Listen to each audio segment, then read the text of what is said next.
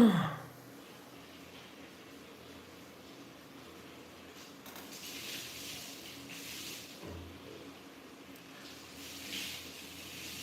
Buddhaya, Namo Dhammaya, Namo Sanghaya.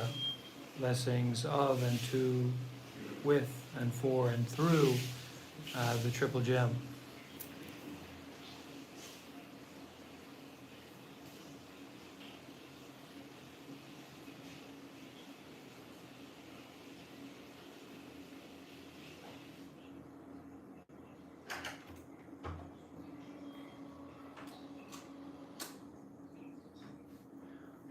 There are two fundamental, essential elements to this path that we find ourselves on as Buddhist practitioners.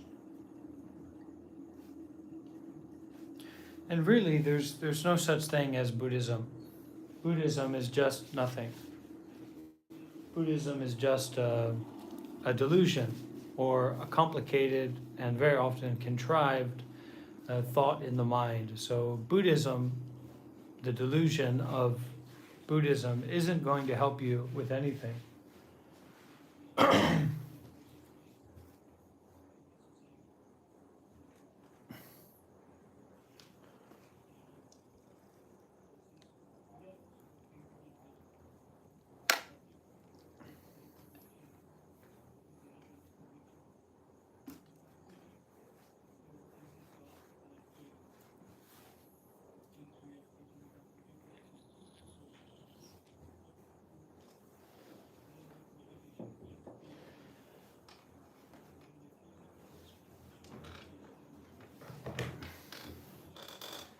Now, if you have to be delusional, and of course we're not just delusional, having a thought isn't a problem, but we're obsessed, right? So if we have to be delusionally obsessed with something or someone or some situation, then Buddhism isn't half bad. Buddhism is a good delusional obsession to have. If you're picking and choosing between being delusionally obsessed with your work life or your boyfriend or some person that you're in love with, then Buddhism is just as good, if not better, than being obsessed with your work life or something else that's easy to be obsessed with.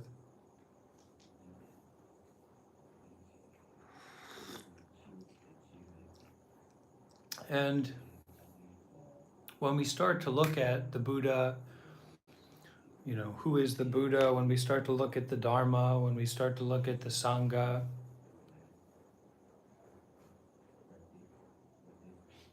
we have to approach it as a practice, as a kind of investigation. And at least at that time when we're looking into it, if we want to have an experience about it and understand it a little bit more deeply, we have to give everything. Whole heart, whole body, whole mind. Giving everything to the delusion of Buddhism.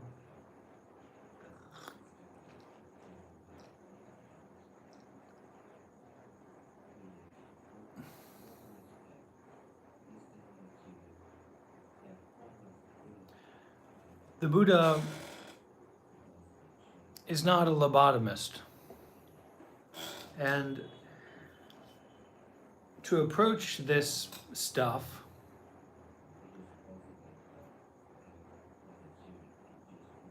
we will become more human, more sensitive, more vulnerable, more angry, more greedy, more delusional than we ever have been before.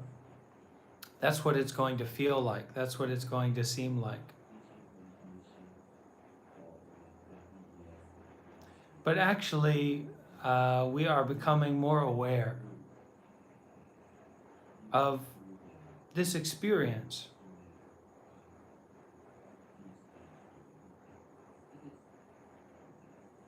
Very difficult.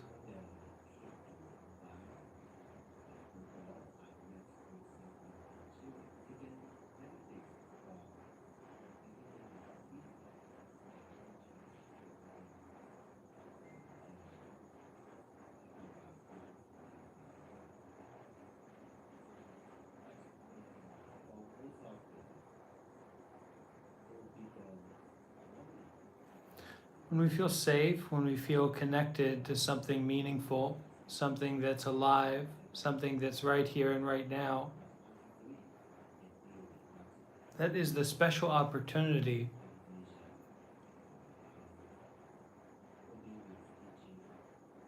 to go deeply into meditation, to go deeply into mindfulness of this body, this mind, the breathing, the hearing. You may need to focus on one element in particular because otherwise the mind's scattered, the mind's complicated. And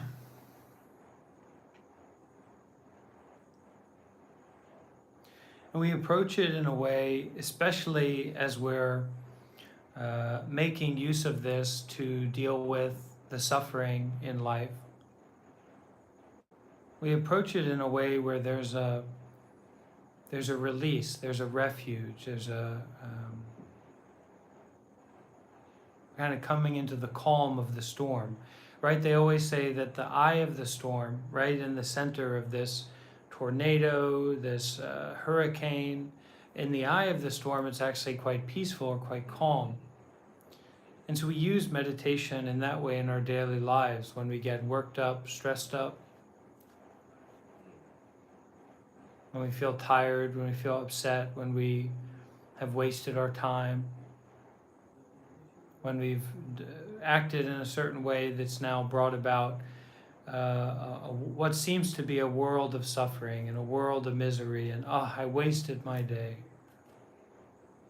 I wasted that moment. And then instead of fixating on that wasting or that depression or that worry or that narrative that's building up in the mind, that's stress and confuse and worry, and we actually go to our meditation practice. We go into the mindfulness.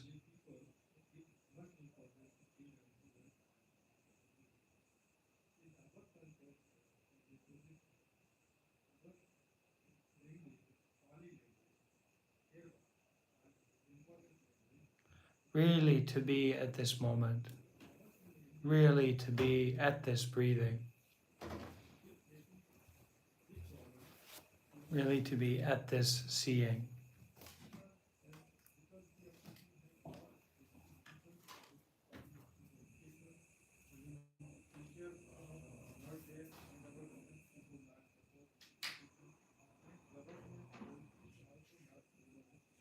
And someone who is approaching this path, you have to be open to suffering.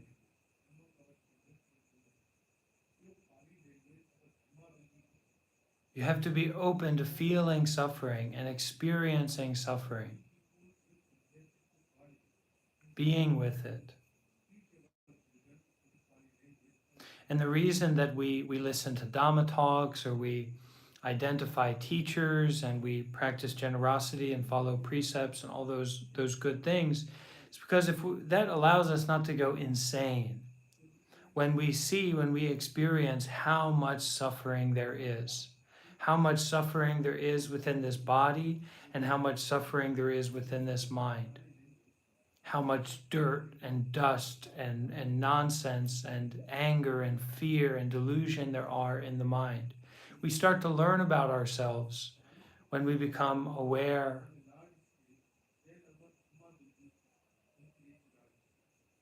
of this moment, this continuous flow of moments that aren't really moments at all.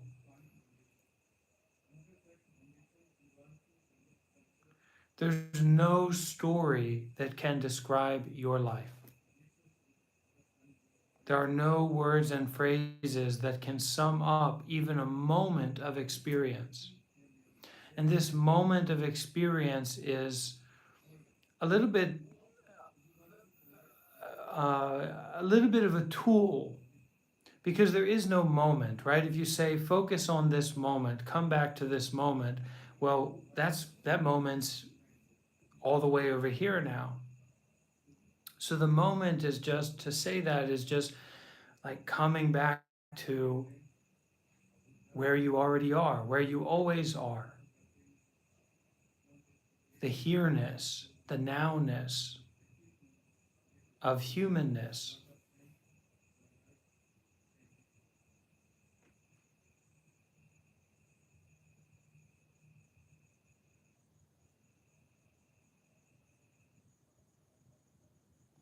We get this idea about meditation, right? And actually, meditation can allow us to, we hear about this, being at peace with ourselves, being at peace with yourself. And what that doesn't mean is like being at peace when you're eating cheeseburgers, watching YouTube videos, watching movies, having all this sensual pleasure, but not having any of that, and then experiencing this rich and profound and vibrant and alive and transformative peacefulness that is generated from within yourself. But that peacefulness is actually generated through the suffering, through the uncomfortableness, through the friction of life.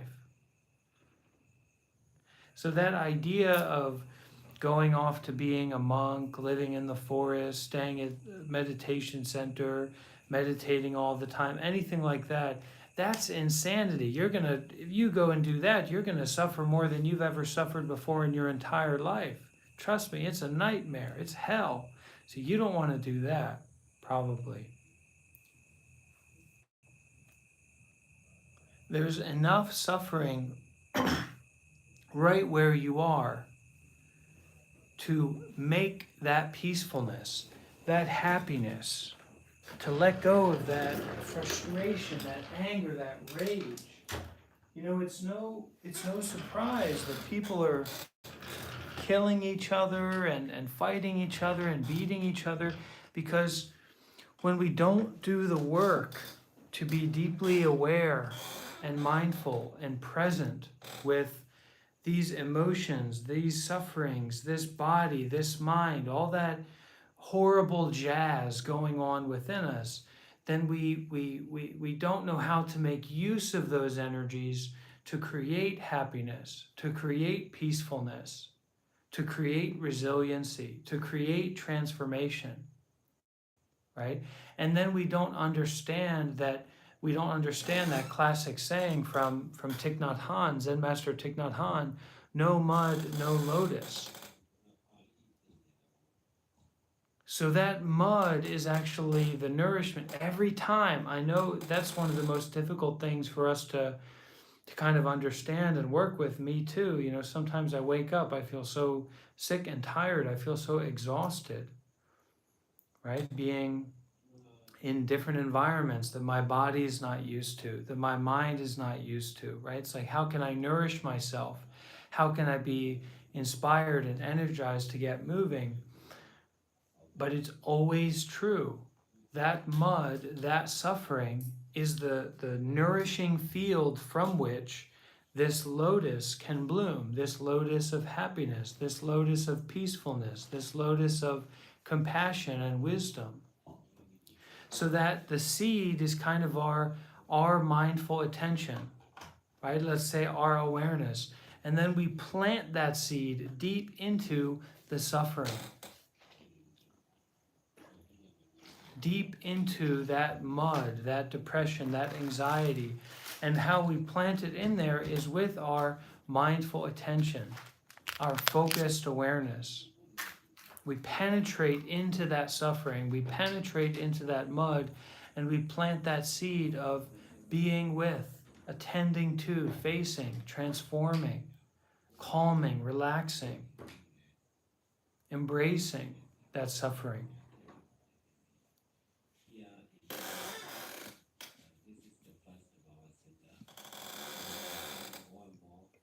And that suffering, that word suffering, it's more like not being satisfied, right? It's a kind of constant unsatisfactoriness. Okay, we're going for the generator here.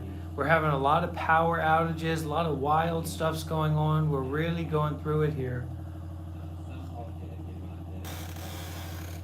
You wouldn't believe. Let me get the microphone make sure the sound's okay. Hold on, friends.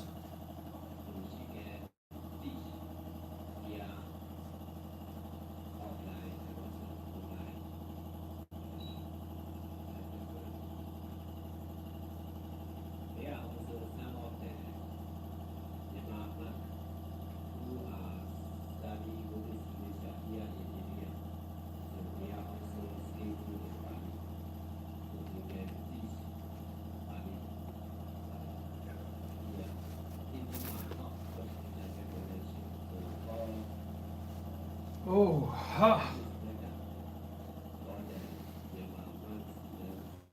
So, the positive point, let me know if the audio is better before or after, okay? I'm a tech guy, love tech. Chocolate cookie guys and chicken bake guys. Bante is a bit of a tech guy. I like technology. Oh, wonderful. Sonia with the generosity. What a wonderful thing. What a joy.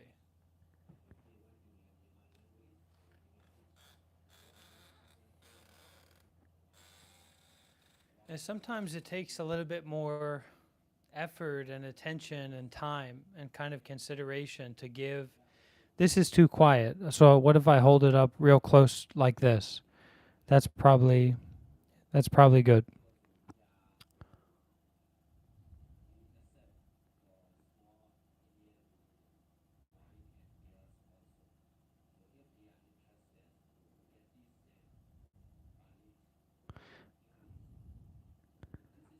Is it okay?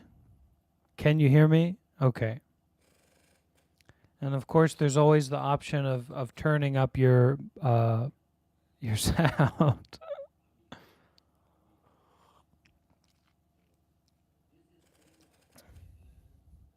It's gonna be suffering. I'm not the king of suffering, but maybe I'm like a prince of suffering. I know suffering well. If you want to suffer, come to join these live streams. Come to India, right? Listen to my teachings, watch my YouTube videos. If you want to suffer, I'm your guy. Okay? Trust me on that.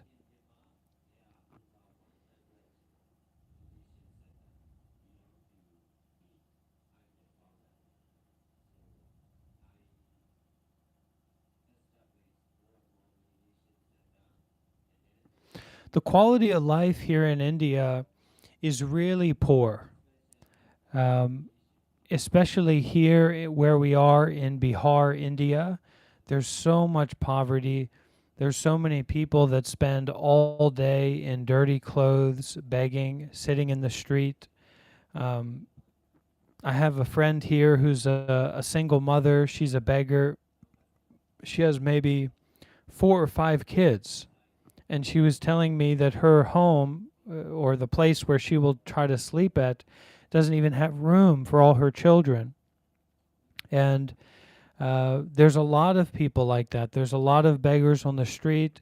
There's a lot of sickness. There's a lot of food that you eat and then you get a food poisoning. The weather is very hot. There's a lot of pollution. There's a lot of difficulty. But we come back to that teaching, right, about no mud, no lotus. It means that when we don't have that deep experience of suffering, that deep experience of unsatisfactoriness, right, when we don't have that feeling, when we don't get to connect with that, we don't get to grow the beautiful flowers. So this is something I wanted to talk about.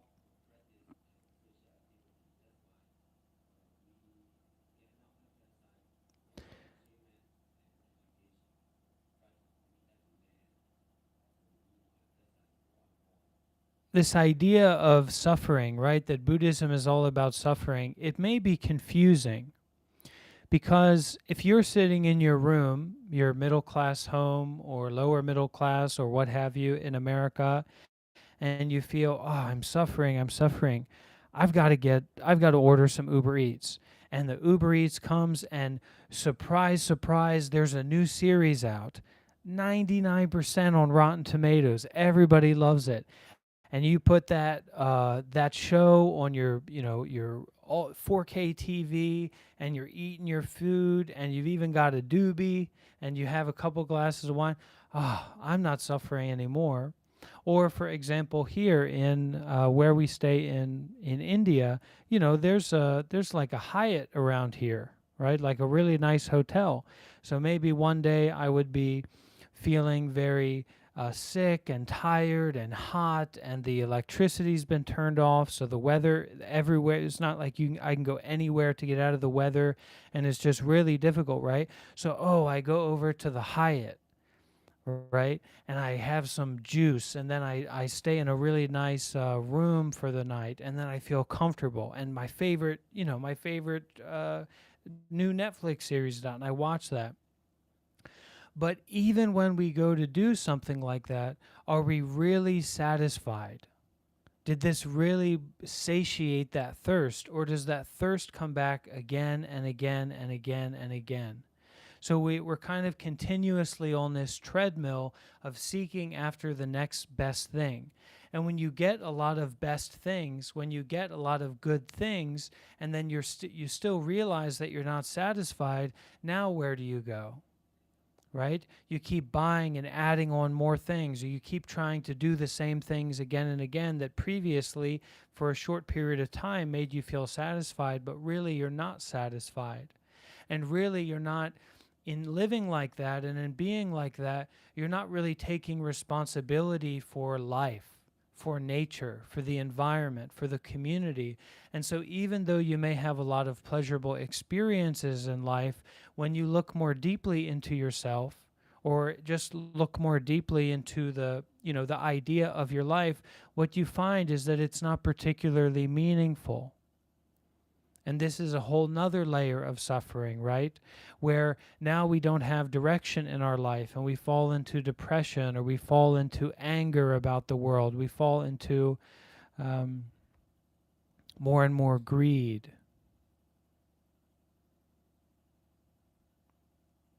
So the Buddhist teachings are about recognizing that there is this unsatisfactoriness that we find in everything. We find it in the body, we find it in our thoughts, we find it in our material objects, right? Oh, iPhone 16's out. iPhone 16 is coming out. That's going to satisfy me. And of course it won't, right?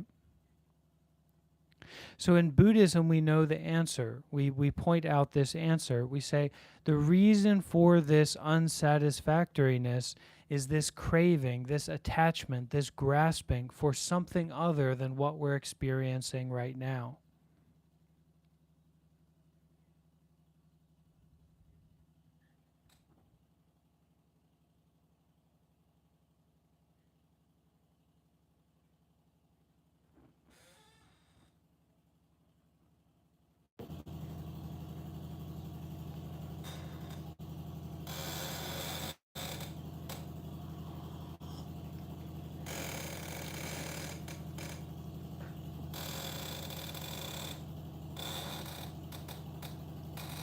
Can you still hear me okay like this?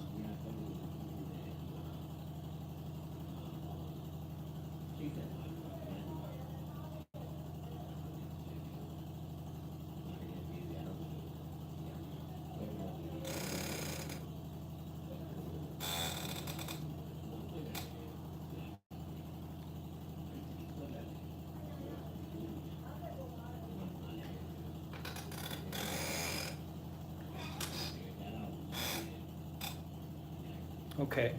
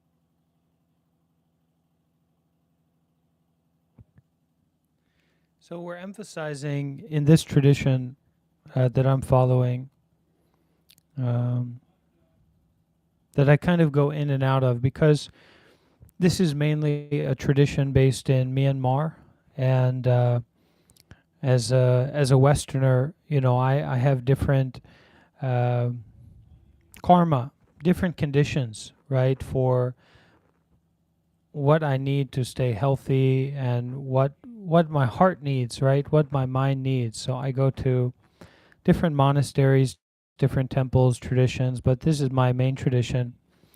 And what we emphasize is three elements. Okay, firstly, doing good deeds, doing all kinds of good deeds.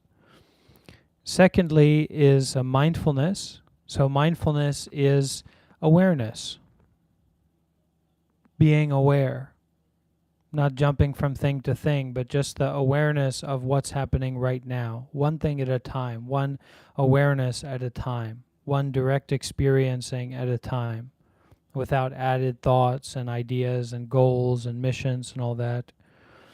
And thirdly is detachment. And detachment means that you feel something, you experience something, but you don't identify with that as yourself. You don't identify that as me or mine or I. So that's not about rejecting things, but it's about using experiences or using things or using thoughts without attachment, and in the same way, not using thoughts, not using things without attachment. So doing good deeds with mindfulness and detachment. That's a really powerful principle. We can also call that vipassana meditation.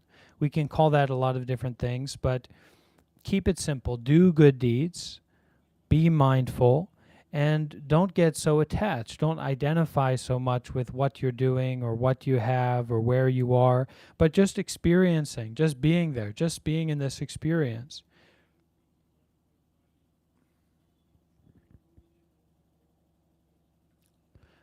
Looks like we have a question.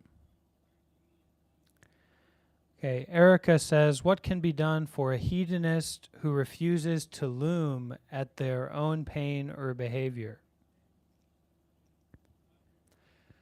Well, there's an old saying out there that says that monks are the real hedonists.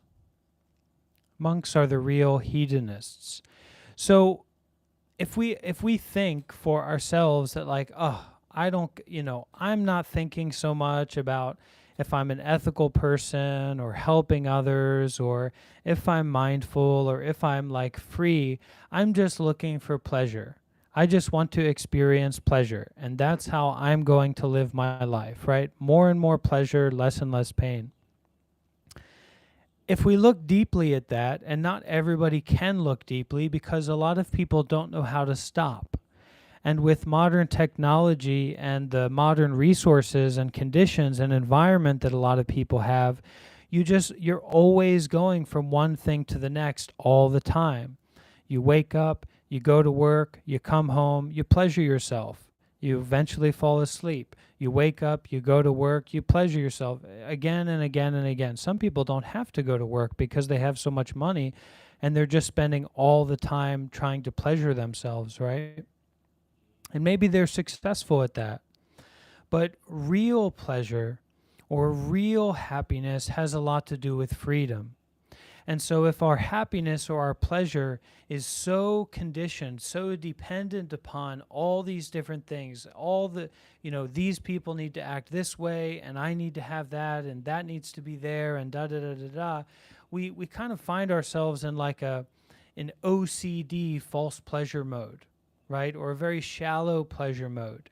And then when we look at that, we can find out very quickly like, this really isn't that great. We stop tricking ourselves. We stop convincing ourselves about the happiness in our life, the freedom in our life, the real depth of pleasure in our life.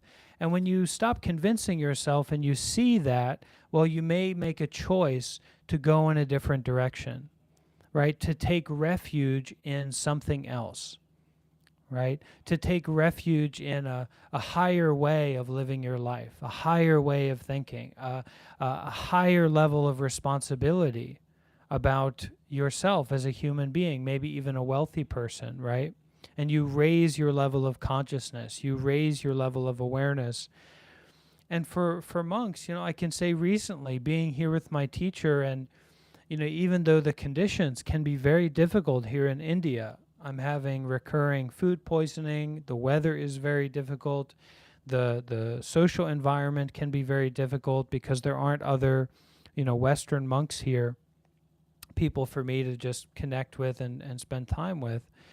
I've been having some really wonderful and profound experiences of, just being happy and being peaceful in meditation and through meditation that didn't depend on anything in the outside world, right? And that's very empowering when we can experience that and when we can know that that's real, right? And you may not have that experience for yourself, but if you stop for a moment and feel the breath and feel the space in the room around you and feel the space in the mind, you may notice very quickly that there is a kind of natural peacefulness there, a natural happiness there, a natural freedom there. And in the meditation practice, we're actually feeding that and opening that up and breaking off all these locks in our mind that keep us from generating that happiness and generating that peacefulness within ourselves. We're taking back that birthright of being a human being to experience these profound states of freedom within ourselves.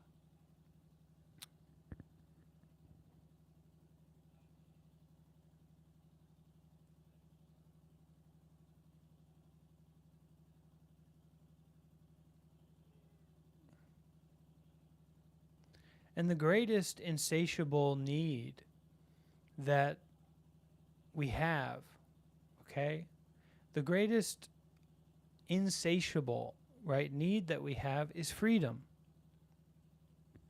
To be free. And if you can't be free now, in this moment, with the way that things are right now, when will you ever be free? It's like, if you don't take the chains off now, when will you take the chains off? If you don't practice mindfulness now, when will you practice it? If you won't remember your true nature right now, the openness of the mind, the clarity of the mind, the freeing quality of just being, then when will you recognize that? When will you see that? And what I have found is that often I'm saying, okay, now I'm tired, or now I've had my fill with mindfulness and detachment and doing good deeds. So I'm going to take a rest, or I'm going to relax, or I'm going to go do this or do that, or I'm not going to be mindful anymore, right? It doesn't work out. It doesn't work out. So practicing to come home now, right? Breathing in, I am home in the here and now. Saying it like a mantra and practicing that. Breathing out, I release my worries, my fears, my complicated thinking. This is for sure the best use of our time and energy, the best thing that we can do as human beings. And we can do it as much as we can do it.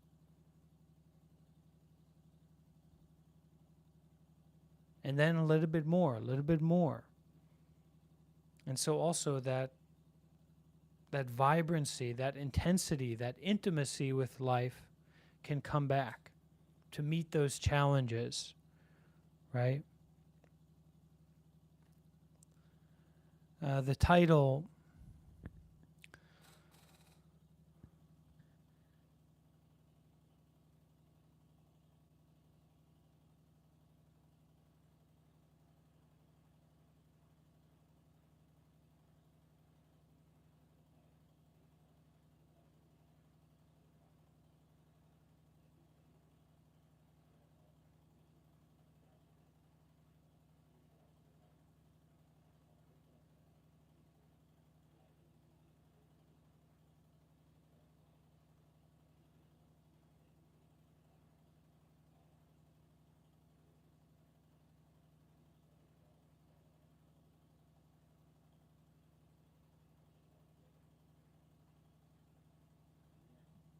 So sometimes we have those thoughts, or we have those worries, we have those ideas that come in that stress us out. But if you're mindful enough, you can see that those thoughts are surrounded by space. those thoughts are encompassed by emptiness, no thought, no thinking. So allow those thoughts to come up, shock you. Oh my gosh, how can I have a thought like that? And then release. Without getting bound up, without getting worried about it, without identifying with it. Mindful and detached, right? And this way of generosity, this way of doing good deeds more and more, it empowers that ability to detach, right? To rest in your virtue, to rest in your awareness. Unequivocally and limitlessly, without bounds, without barriers or boundaries.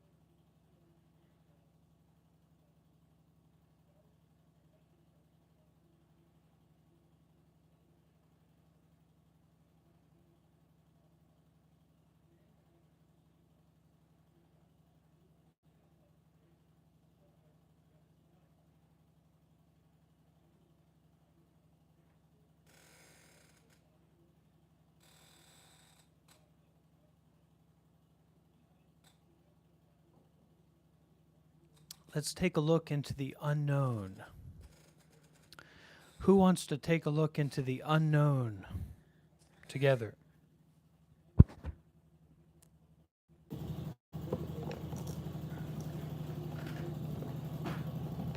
Who's ready to take a look into the unknown?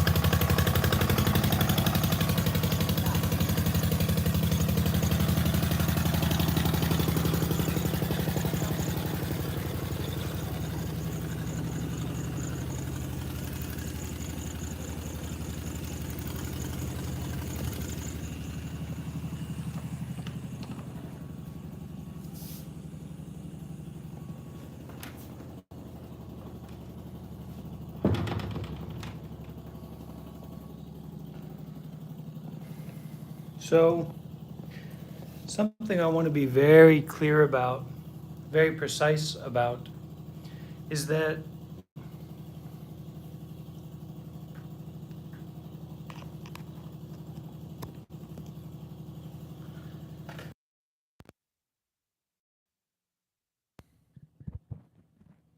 or as my rabbi friend would call it, Buddhism,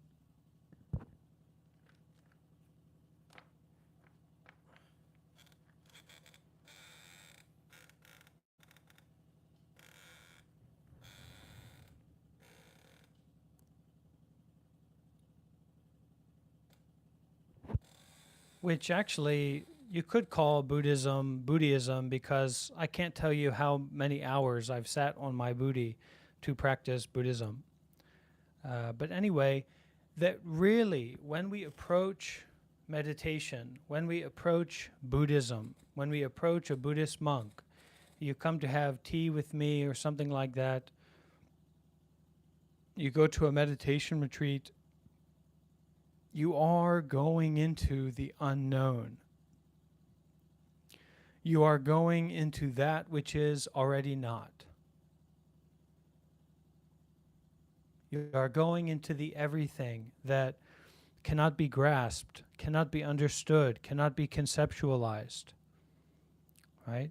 Where conceptuality bows its head.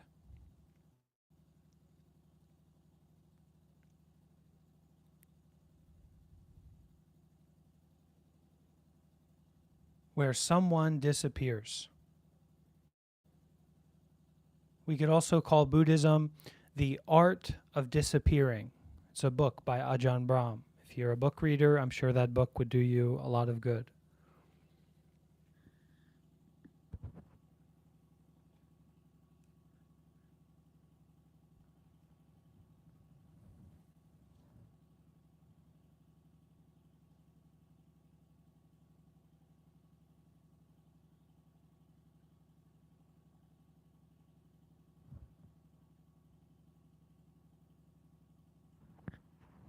So if you join this live stream, if you watch some of the previous, all the work that I do is live. That's how I like to teach and how I like to interact with people and hold space is live, right? And then people come back to that later. Maybe they watch the recording, but they're tuning into something that is live, happening in the moment, happening in the present, as unscripted, as uncontrived as possible, right?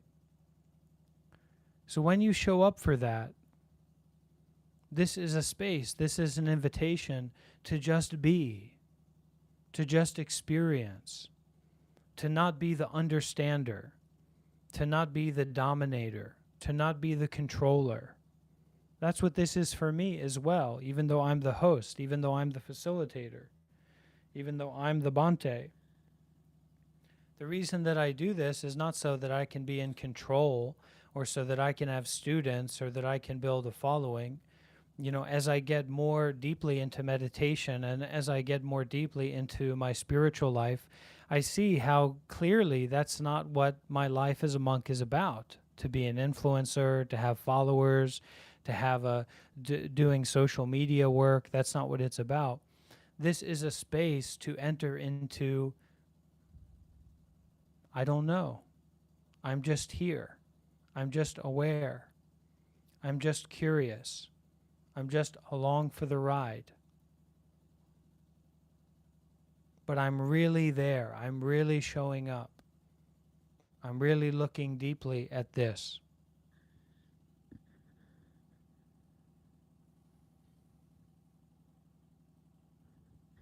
And the great value of this is that you can ask questions, that you can show up here tomorrow in Bodh Gaya, India, 100%.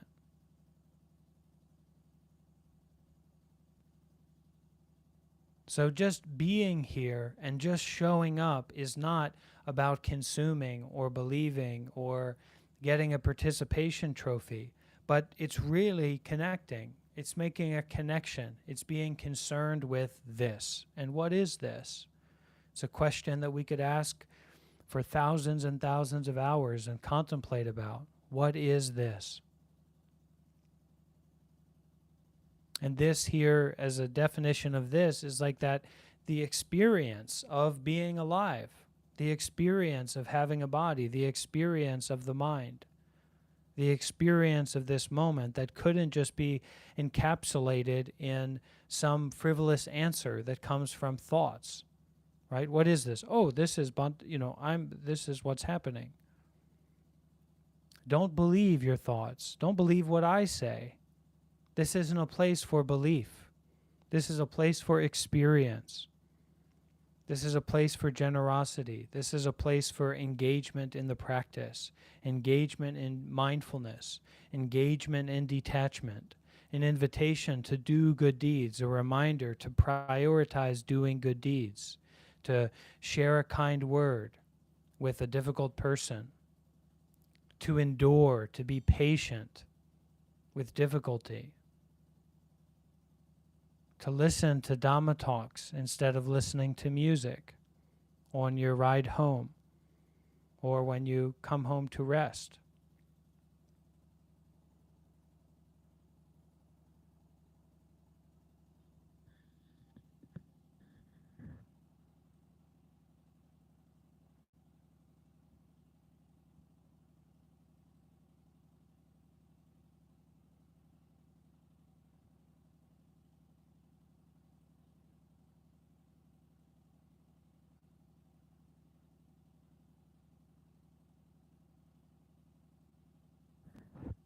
Now the title of this video, thank you, Path of Dhamma. What is the title of this video? The title of this video is, it doesn't show me here, but something like keep going, don't give up, continue again, continue again and again and again and again, keep showing up. Because I had an experience this morning. It was again and again and again, come back and don't give up. I had an experience this morning, really, I want to share with everybody who's here. When I woke up at about 6 a.m., my body felt so much pain and so tired, and, connected to that, my mind felt so frustrated and tired, and I just wanted to destroy the environment. I wanted to go back to sleep. I wanted to get rid of all these things that were going on that I felt were not supporting me to wake up and to transform and to go into the day and make the very best use of it, right? And so I did. I was sick and tired, and I went back to sleep. I went back to sleep until about 10 a.m.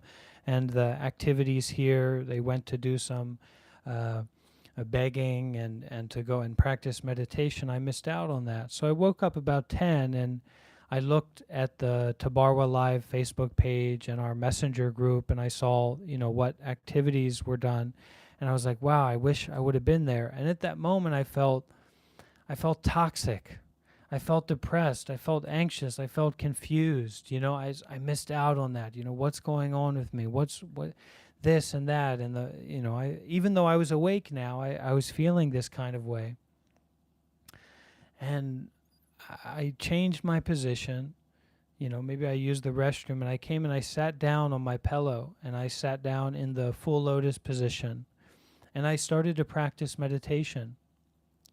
And what I found when I went into meditation, which means I instead of focusing on all this story and all this judgment and all this complicatedness about my life and if I was doing the right thing or the wrong thing, I took responsibility for my life at that moment. And I went into meditation. Mindful of my breathing, mindful of my body, and I started to relax those complicated thoughts, and I started to be aware of the sensations in the body, and I started to just feel this sense of peace within myself, this pleasure of just sitting there and being a human being and being alive and loving myself, right? Kindness to myself. Just in an instant. I didn't order a cheeseburger. I didn't call up my friend and say, what's going on with me? I didn't need anything from the outside. I just had to have enough power and inspiration and heart to stop and look within. Another classic saying, classic spiritual saying, and it's very, very true. The way out is in. The way to transform that suffering, the way to transform that unsatisfactoriness within yourself is within yourself. To go inwards. To breathe, to be with. Now, alternatively, you could also approach this by scooting your boot and getting up, no matter what time it is, and start doing good deeds. Put on a Dhamma talk, clean up, clean your room, clean your environment. Call your grandma, go for a walk and just breathe and forgive yourself for not being perfect. And in all that, being mindful, being present. Coming back to presence, coming back to awareness instead of being dominated by these thoughts of judgment and story and idealism that take away all that freedom, all that happiness that's accessible to you.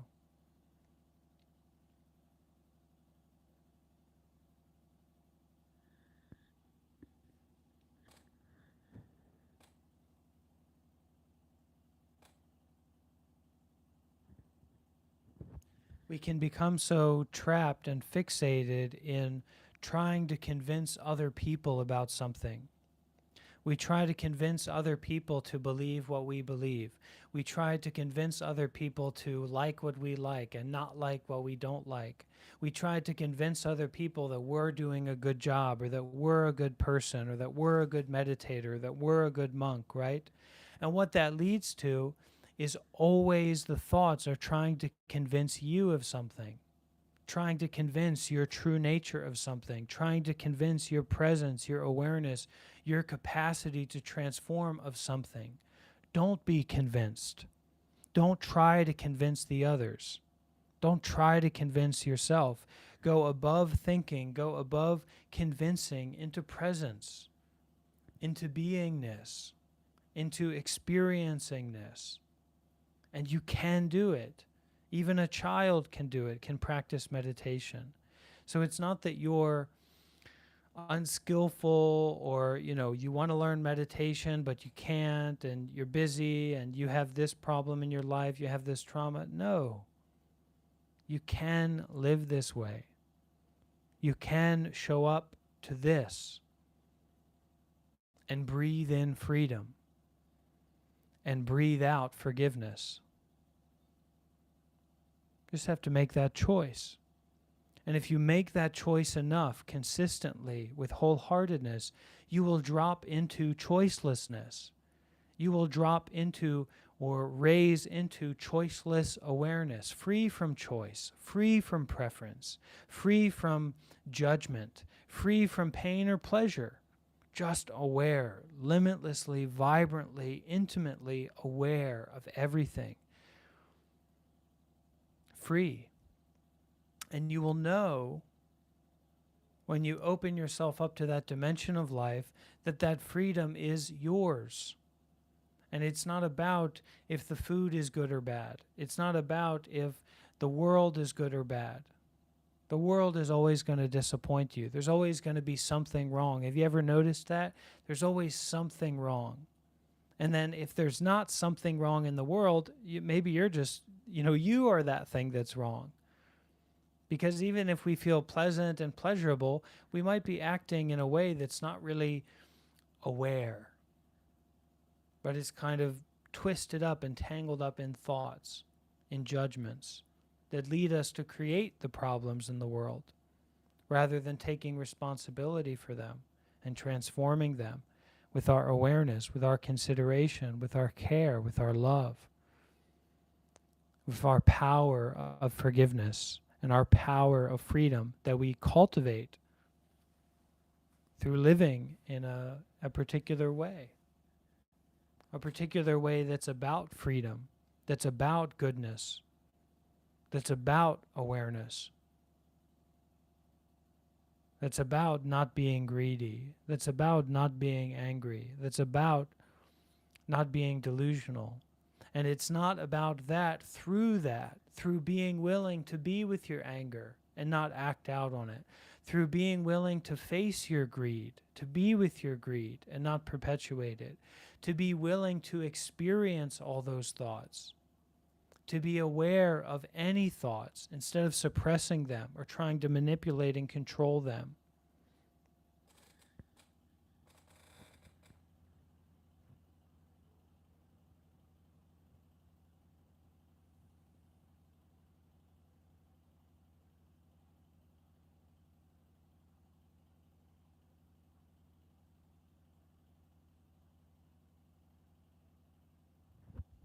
Be like a sunflower.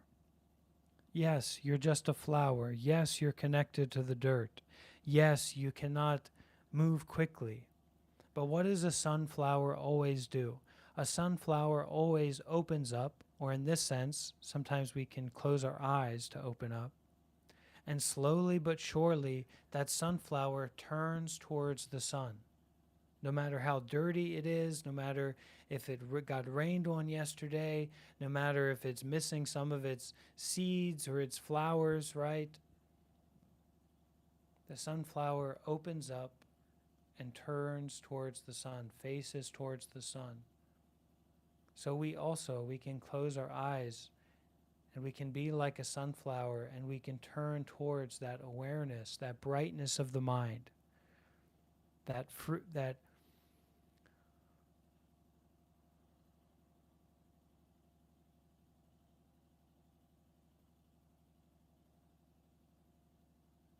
clarity of awareness that is the nature of the mind. We can nourish ourselves through that, from that, in that.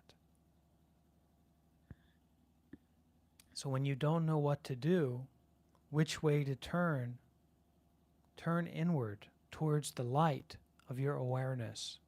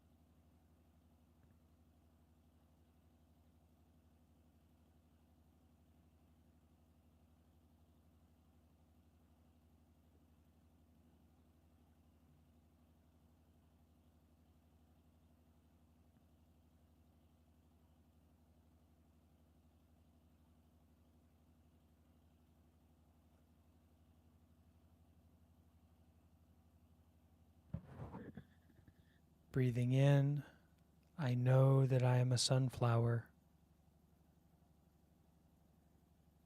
Breathing out, I turn towards the sunlight of my awareness.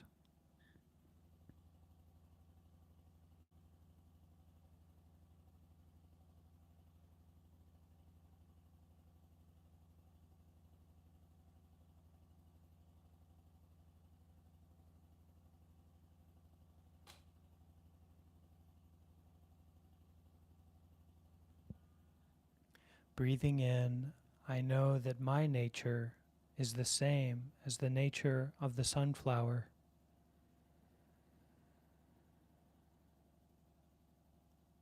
Breathing out, I turn towards the nature of the mind, the nature of awareness, this nature that is shared with the sun.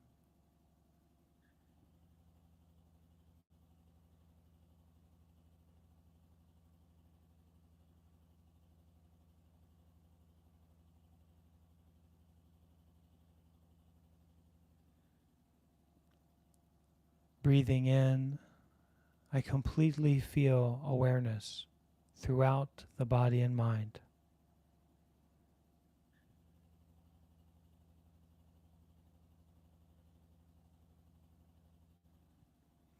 Breathing out, I rest in that awareness.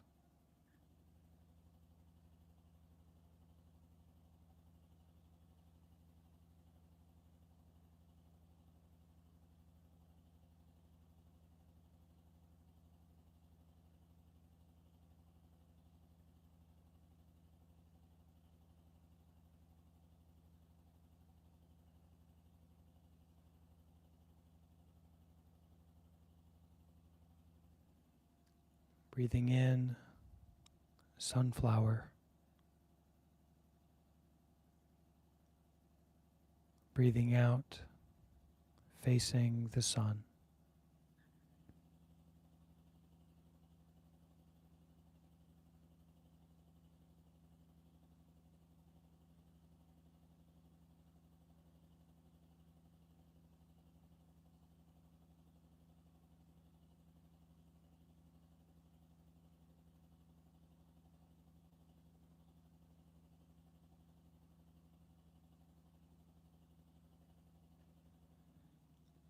Breathing in, I feel the safety of awareness.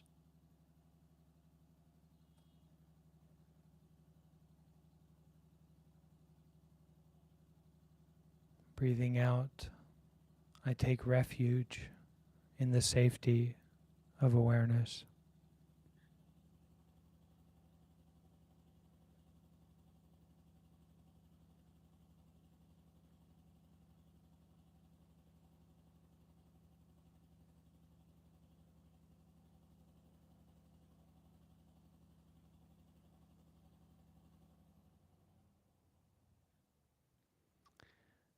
Breathing in, I know that my mind is a clear blue sky.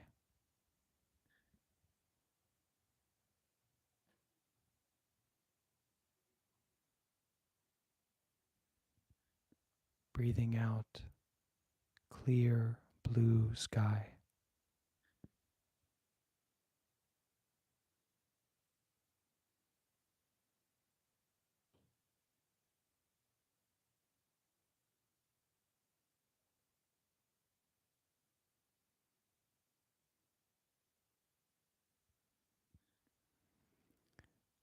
Breathing in, I remember that my mind is a clear blue sky.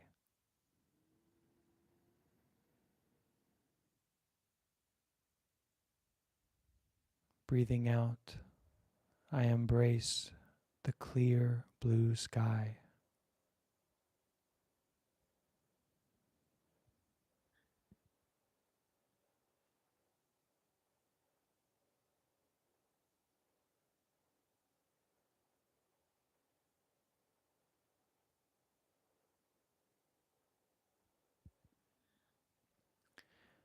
Breathing in, I remember that sometimes there are clouds and dark storms in the mind.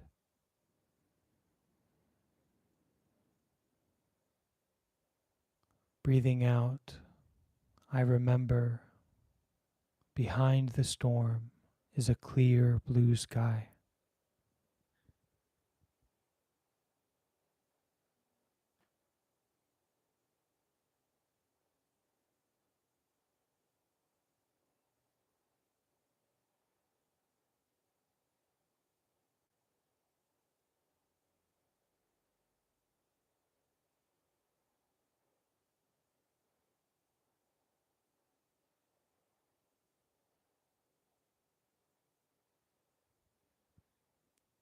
Breathing in, storms.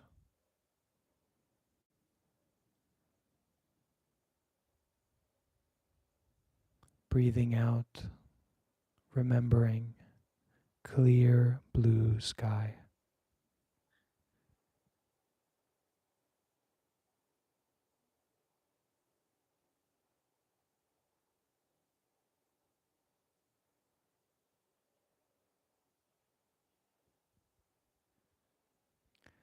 The mind is a clear blue sky. Clouds may come and go, but the mind is a clear blue sky.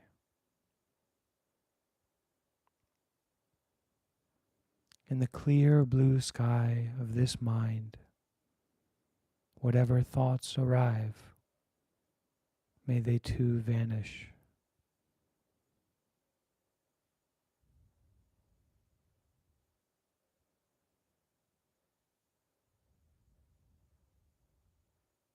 May I experience the vanishing of thoughts in the mind.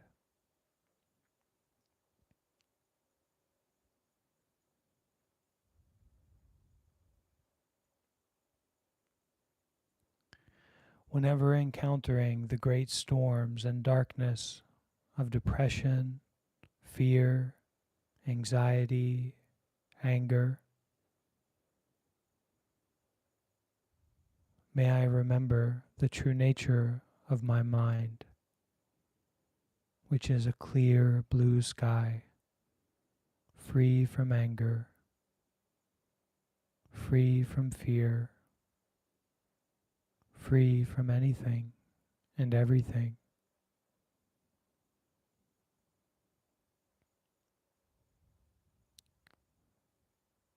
From this point onward,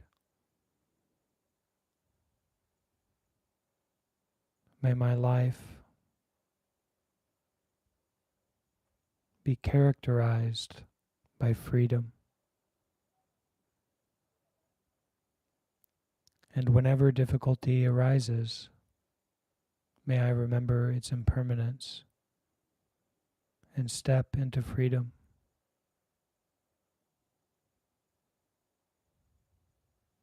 May I step steadfastly and wholeheartedly into doing good deeds more, into being mindful more, and to remembering the true nature of all clouds, all storms, all thoughts.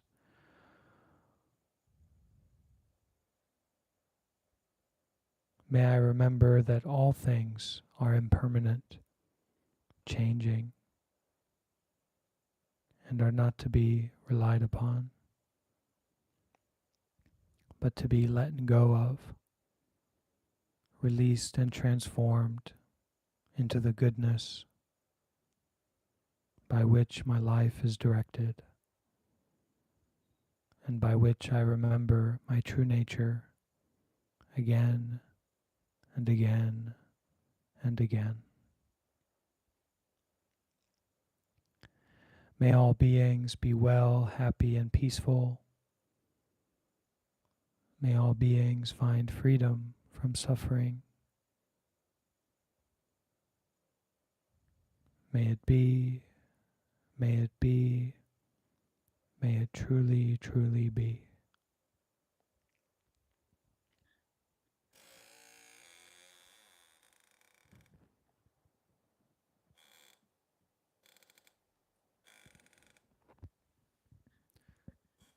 Let's take a few moments to stand up and stretch. And if you need to use the restroom or anything like that, take a few moments to go and do that. And we'll come back and have some time for Q&A. And anyone like to share their experience, we'll have some time for that too, okay? So let's take a few moments.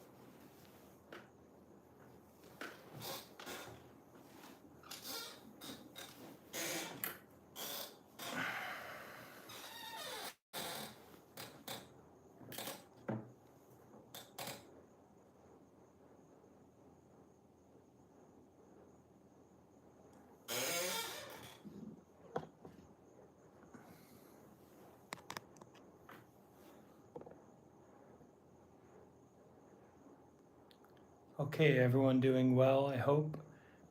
Any questions or like to share? Can share about your journey into Buddhism or your curiosity about it or your experience in meditation, what you're working with right now.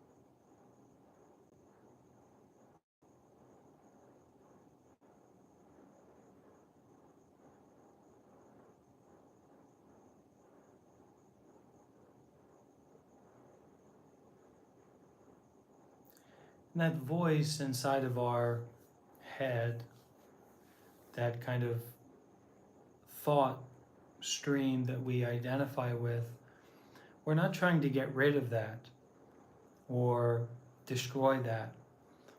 We're working to detach from that, meaning that we are aware, but we don't identify with that as ourselves. And then we're more and more free from thoughts. And when we're more and more free from thoughts, we can actually think more effectively, more realistically, and practically.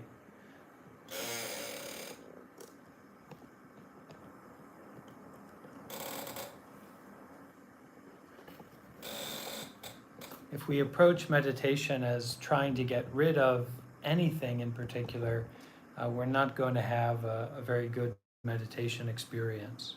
We don't meditate to get rid of anything. Rather, we meditate to be with, to face, to penetrate anything, everything that arises in the body or the mind. And the mind is very tricky. So it always says like, oh, my meditation was going so well, but now I hear someone outside listening to silly videos on their phone. I definitely can't meditate now. Don't listen to that. There's always going to be something silly or something out of your control going on in life. And that is what you practice with. That's what you breathe with. That's what you're mindful of. That's where you transform that friction you have between what you're experiencing and how you really want to feel, right? To be free from that reactivity, being controlled by what's happening, being controlled by thoughts. The intellect is a good tool, a very sharp tool, but it's not a good master. You wouldn't want to be mastered by the intellect. It's a tool to be used. And we have to steady our hand to use that tool effectively and righteously.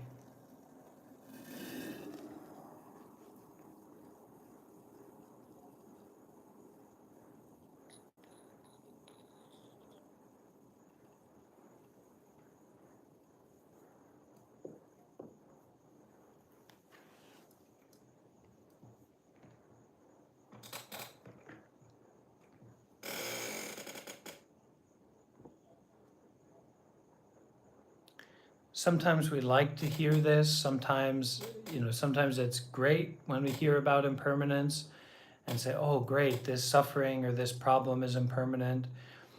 And then sometimes it's almost like it seems to be bringing us suffering when we realize that someone or something or some place is impermanent. But this impermanence is life. So the more that we can face and digest and be with that experience of impermanence, and that insight into impermanence, we can take refuge in that, and then we will be ready for death. We'll be ready for life. to take care of life, to embrace life, to transform life, because impermanence is life. Everything is impermanent. Impermanence is the law of nature. So we want to be going in accords with the law of nature rather than trying to go against it or control it, because you can't control it. It's completely impossible. To keep what you want to keep and get rid of what you want to get rid of, it's impossible. Life isn't like that. Planning should relate to our higher aspirations, our higher intentions, right?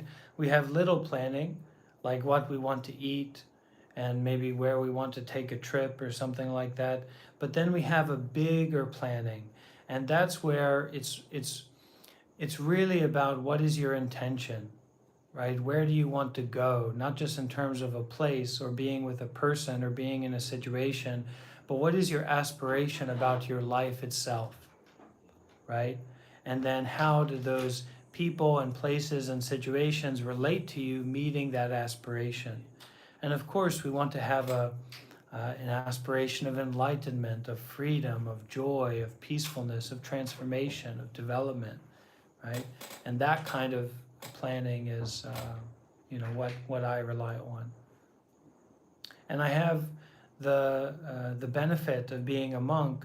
So when I plan about something, it always has to do with this container of Buddhism, right? This container of meditation and virtue and generosity and community, spiritual community.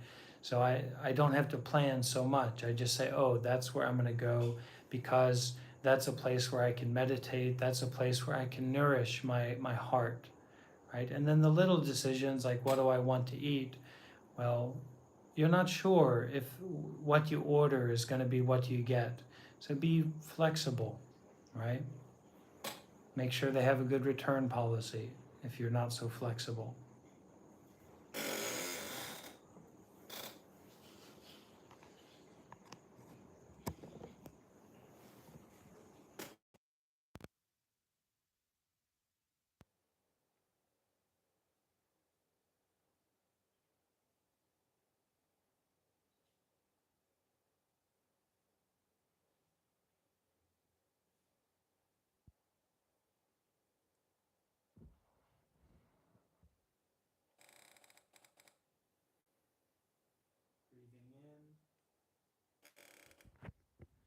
Breathing in,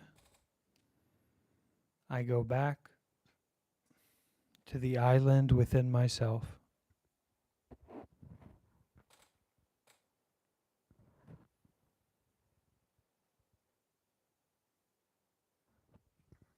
Breathing out, I am at peace. I accept everything that is within myself at this moment.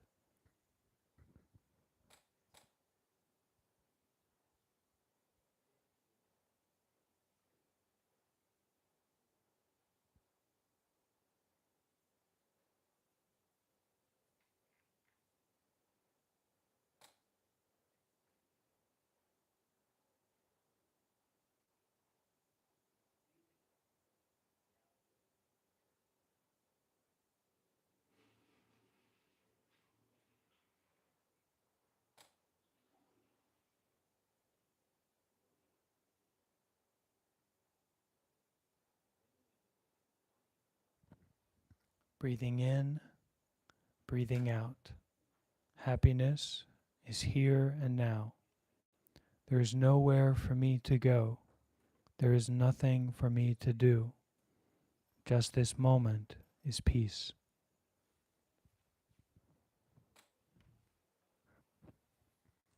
Breathing in peace, breathing out patience. Breathing in peace, breathing out gentleness.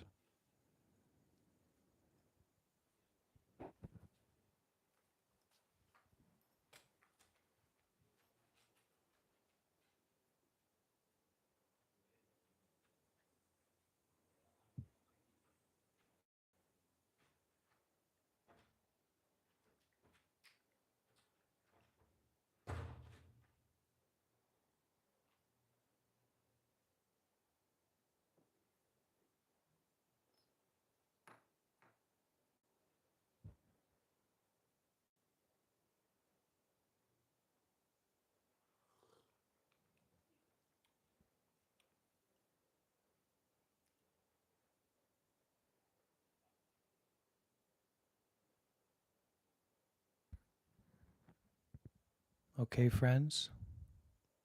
Any final questions? Any sharing experience?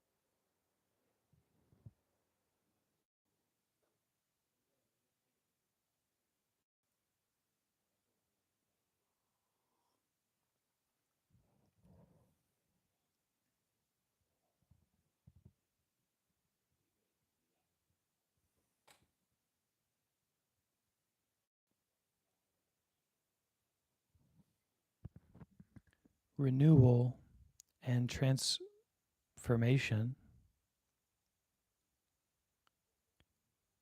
is always right here. So when life falls apart, when the depression, the anxiety, the fear, the weakness, the sickness, all of that shows up and knocks on your door, make use of it. Make use of the mud to plant the seed of the lotus. Every step back, every fall down, every difficulty is a chance for renewal, for transformation, for healing, and for beginning again. It may take a while to remember that. Sometimes we just need to rest. Sometimes we need to exercise patience with our suffering. But remember, keep on top of the mind that this moment is the moment to transform suffering. This moment is the moment to come back to your breathing, to be at peace with whatever you're feeling, to be at peace with depression, to be at peace with anxiety, to be at peace with that difficult relationship situation that you find yourself in. That is the power of mindfulness. And when we take up as a priority in our lives to be good and to do good deeds more and more, we will have the blessings and the energy and the wherewithal to transform those sufferings, no matter how deep and profound they may be.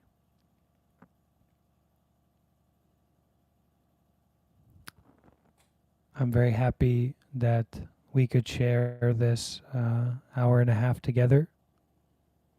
And I hope that your lotus and all that mud, all that stinky, dirty, suffering mud that is your life and your mind and your body some of the time, I hope that that seed will be remembered and that flower will be nourished, and that you will feel the peacefulness and the freedom and the joy that comes with stopping long enough to come home to the true nature of your mind, which is always there. I'll leave this live stream with the hymn. The mind is a clear blue sky. The mind is a clear blue sky. Clouds come, clouds go, but the mind is a clear blue sky. The mind is a clear blue sky. Our mind is a clear blue sky.